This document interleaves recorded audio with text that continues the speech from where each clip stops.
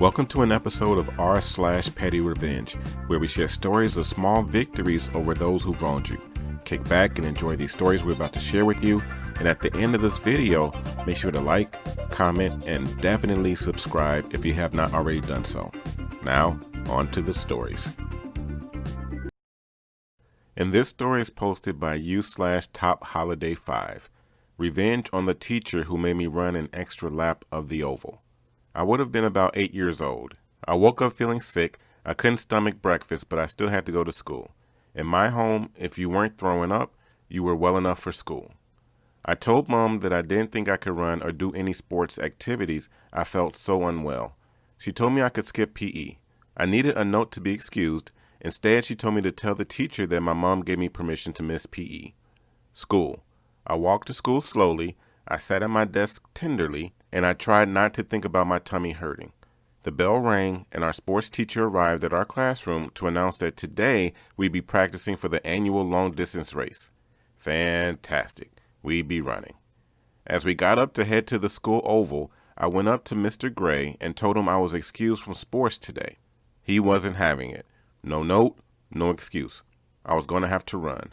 I wasn't even pissed. I felt so unwell, I just went with it. At the oval, we were told to do a warm-up lap and then do some stretches.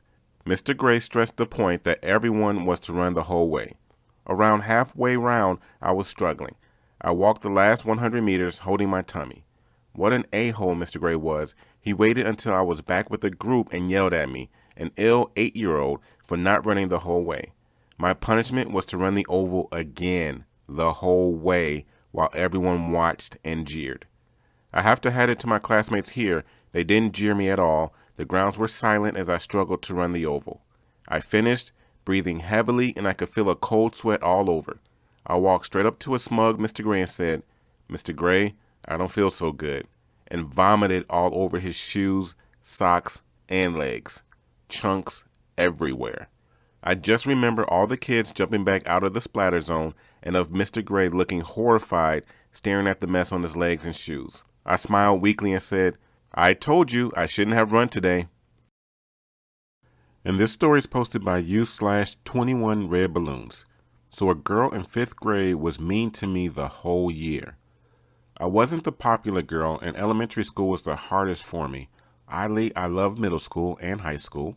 This one chick and her twin sister were instantly popular as the new kids, and frequently made fun of me in ways I didn't understand. And I mostly ignored them, being a loner 10, 11-year-old who loved books and science more than people. Well, it hit the end of the year and time for state testing. Now, in my state, this test was super important. They actually used it for whether you could go on to the next grade or had to do summer school. Plus, there were all sorts of prizes for being the last to finish and highest score in our school. I digress. We all took this test seriously. I was determined to be the last to finish. Dinner with the principal and a limo ride, if I recall correctly.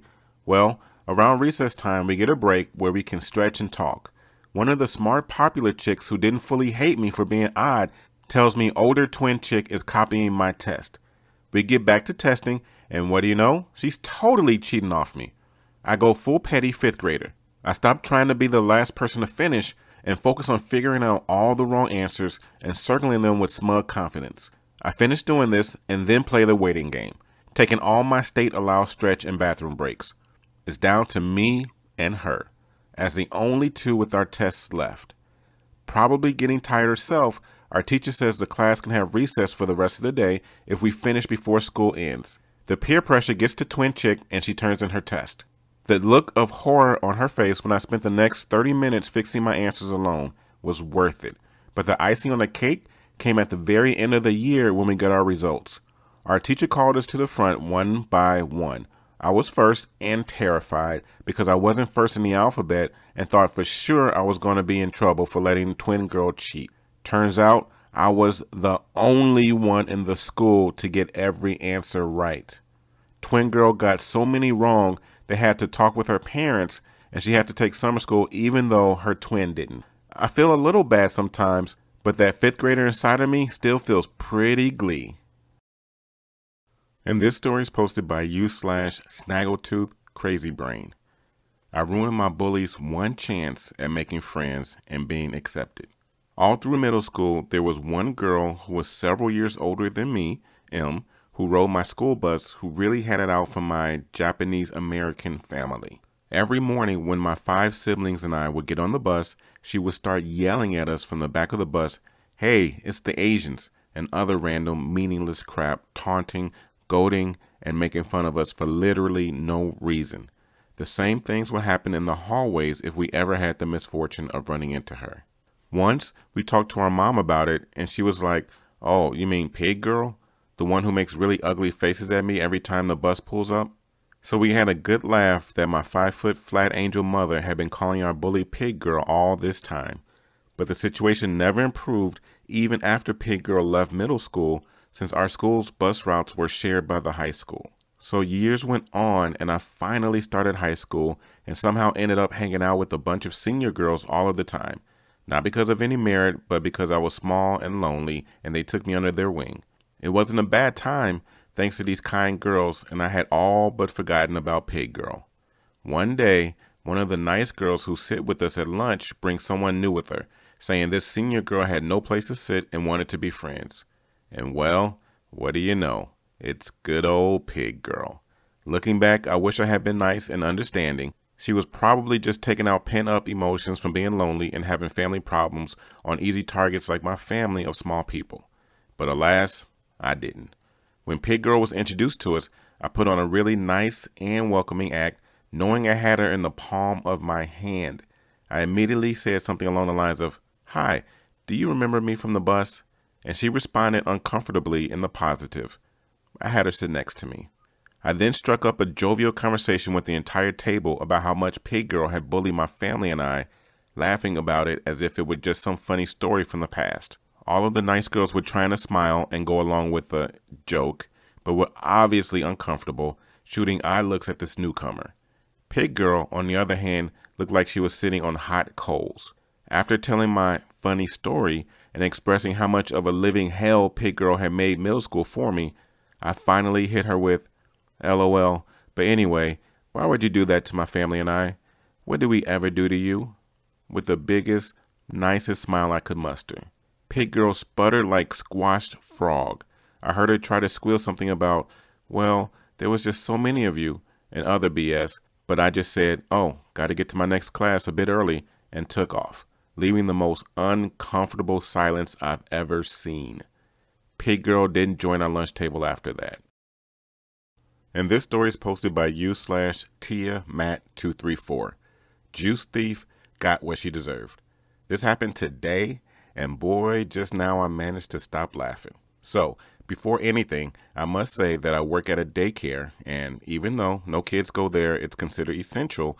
So, a team of workers have been selected, me included, to work there during the you-know-what, to keep it clean, watch the place, etc. Given that I have to wake up early to go to work, I tend to bring my own bottle of juice and tea from home to drink during my work hours because, hey, it can be stressful, and I like to calm myself with a nice cold beverage, so I leave it on my work's fridge to sip on it when it's cold enough for me. As of late, however, I've been noticing that my drink seems to be vanishing. Sometimes it seems like a minimal amount, sometimes it's a bit more. I don't want to jump to conclusions, nor I want to believe someone's been drinking from my bottle, especially with you-know-what going on, so I let it slide, of course. Being paranoid, I wouldn't risk drinking from the bottle anymore, just in case. Yesterday, however, I went to grab my drink, and my bottle was empty, just straight up empty. And I know for a fact that I brought it in full. Well, you done goof now, son. One thing about me, I love coffee, as in drink it pure, no sugar. Black, piping, hot coffee, and just writing this sentence made me go fetch me a cup. And here where I live, it's not very common for someone to drink coffee like that. Revenge time. Before leaving for work, I filled my entire bottle with the black, godly nectar and went to work. Set my bottle in its usual place in the fridge and went to my workstation. A few minutes later, I just hear a loud, "What the F is wrong with you?" And one of my coworkers storms to where I am, bottle in hand, and tosses it on the floor. "This effing coffee is horrible. What the hell is wrong with you?" And I just stay there in silence with a big butt smile on my face as I said, "Next time, bring your own drinks and don't take mine, you gross POS. And she just storms out, cursing bloody murder. Don't take stuff from others, especially now. Good Lord, folks. Oh man, those were 4 great stories. To hear the best stories of the week, click on the video in the top left-hand corner. To hear more Reddit stories all related to what you just heard, click on the video in the top right-hand corner. And if you have not already done so, click on the subscribe button in the bottom right-hand corner. Once again, this is TNA, Top Notch Audio. Thank you for listening and have yourself a great day.